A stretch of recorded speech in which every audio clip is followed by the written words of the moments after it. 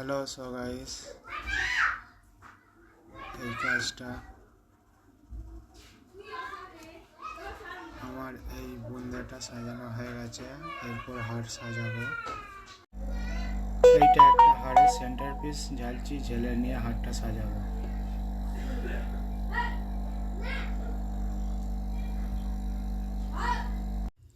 अब मैं सजाने लग गया हार को।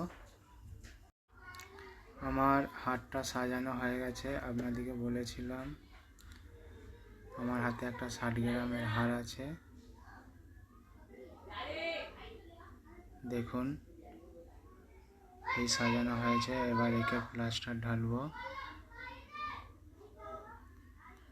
তাই আপনাদের কেমন লাগছে একটু দেখিয়ে দিলাম।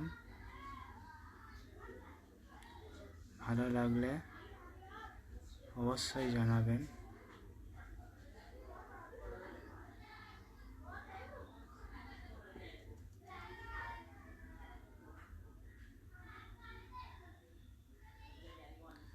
দেখতেই পাচ্ছেন এটা 60 গ্রামের হার। এর কানের কালকে প্লাস্টার ঢেলে দিয়েছি রাত্রিরে।